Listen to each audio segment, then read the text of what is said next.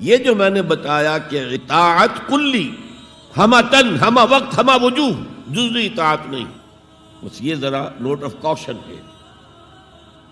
اگر ہم اللہ کا ایک حکم مانیں گے ایک نہیں مانیں گے،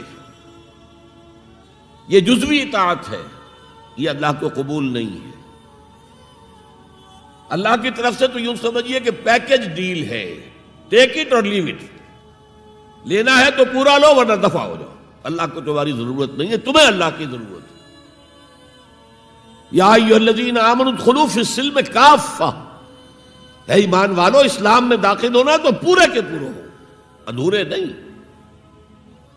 اور سورہ بقرہ کی آیت نمبر 85 کے اندر تو جو وعید آئی ہے، افتؤمنون ببعض الکتاب وتکفرون ببعض، کیا تم ہماری کتاب، ہماری شریعت کے کچھ حصے کو مانتے ہو اور کچھ کو رد کرتے ہو؟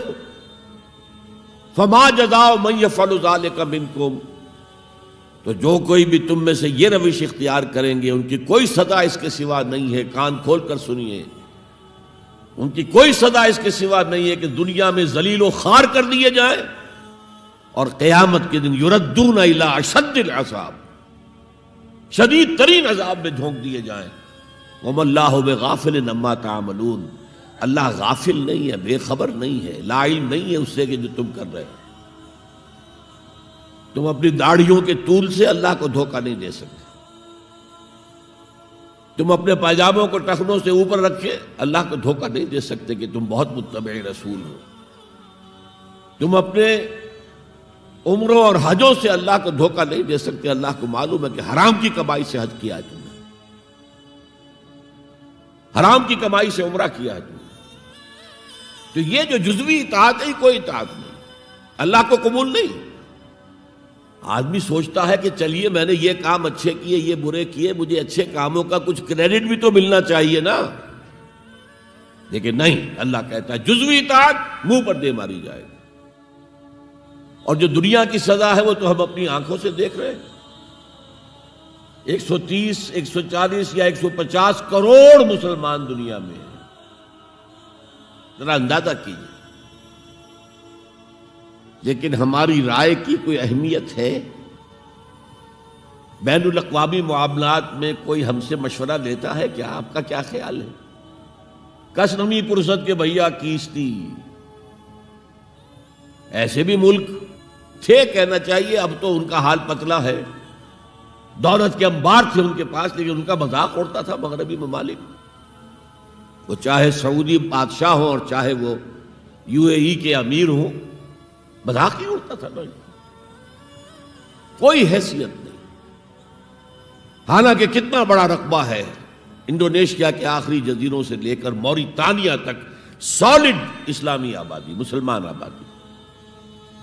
آپ کہیں گے کہ یہ بھارت جو ہے اس میں تو اکثریت تو نہیں ہے، لیکن 15 کروڑ یا 18 کروڑ تو آدمی یہاں موجود ہیں،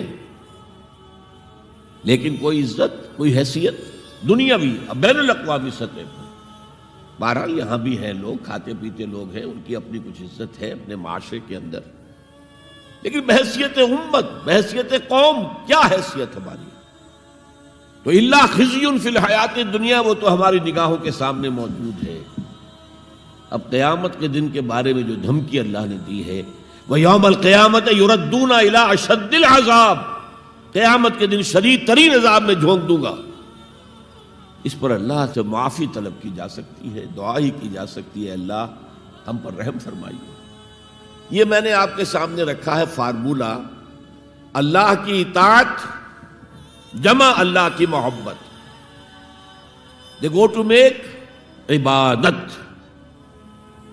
یہی دو الفاظ آتے ہیں اللہ کے رسول کے لیے بھی صلی اللہ علیہ وسلم۔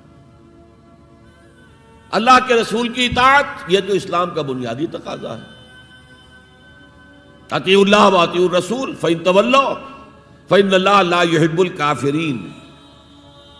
اطاعت کرو اللہ کی، اطاعت کرو رسول کی، پھر اگر یہ منہ موڑ لیں تو اللہ کو ایسے کافر بالکل پسند نہیں، تو کفر کا فتویٰ ہو رہا ہے۔ لیکن اللہ کے رسول کی اطاعت کے ساتھ محبت کو جمع کیجئے۔ میں نے ابھی آپ کو حدیث سنائی ہے، حضور نے فرمایا لا یؤمن احدکم حتی اکون احب الیہ من والدہ وولدہ والناس اجمعین، تم میں سے کوئی شخص مومن ہو ہی نہیں سکتا جب تک کہ میں اسے محبوب تر نہ ہو جاؤں، اپنے باپ سے، اپنے بیٹے سے اور تمام انسانوں سے۔ تو اللہ کے رسول کی اطاعت جمع اس کی محبت۔ اس محبت کے ضمن میں ایک واقعہ یاد آیا جس سے اندازہ ہوگا کہ کس قدر اپنائیت تھی، کتنا قرب تھا حضور کے اور حضرت عمر فاروق رضی اللہ تعالیٰ عنہ کے مابین۔ ایک مرتبہ حضور دریافت کرتے ہیں حضرت عمر سے، عمر تمہیں مجھ سے کتنی محبت ہے؟ اب آپ سوچئے، ذرا سا بھی مغایرت کا باریک سا پردہ بھی اگر کہیں ہو تو کیا یہ سوال کیا جا سکتا ہے؟ تو انتہائی قریبی شخص سے ہی کیا جائے گا، تمہیں مجھ سے کتنی محبت ہے؟ عرض کیا آپ مجھے دنیا کے ہر انسان سے بڑھ کر عزیز ہیں۔ فرمایا اور اپنی جان سے؟ اب ذرا سا توقف کیا حضرت عمر نے، الان ہاں اب میں یہ بھی کہتا ہوں کہ آپ مجھے میری جان سے زیادہ عزیز ہیں۔ تو حضور نے فرمایا اب آئے ہو مقام مطلوب پر۔ تو رسول کی اطاعت جمع محبت، اس کا نام ہے اتباع، پیروی کرنا۔ فرق کیا ہے؟ اطاعت کی جاتی ہے حکم کی، اور پیروی کی جاتی کسی کے نقش قدم کی، چاہے اس نے حکم دیا ہو چاہے نہ دیا ہو، جو وہ کرتا ہو کرنا۔ یہ ہے اتباع۔ یہ اطاعت سے بہت بلند شے ہو گئی۔ مثال کے طور پر یہ چھوٹی چھوٹی مثالیں، اصل اتباع کیا ہے وہ میں بعد میں عرض کروں گا۔ کوئی ایک صحابی بدو باہر سے آئے، ایک ہی دفعہ حضور کو دیکھا، حضور اس وقت اس حالت میں تھے کہ آپ کے بٹن جو ہے کھلے ہوئے تھے گریبان کے۔ انہوں نے پھر ساری عمر اپنے گریبان کے بٹن نہیں لگائے۔ میں نے اللہ کے رسول کو اس حال میں دیکھا ہے، میں تو ان کی پیروی کروں گا، حضور نے کوئی حکم تو نہیں دیا تھا۔ تو یہ جو محبت، شدید محبت کے تحت جو بات آئے گی اس کا نام اتباع ہے۔ اور اس اتباع کا مقام کیا ہے وہ آیت میں سنا چکا ہوں آپ کو۔ قُلْ إِن كُنتُمْ تُحِبُّونَ اللَّهَ فَاتَّبِعُونِي يُحْبِبْكُمُ اللَّهُ۔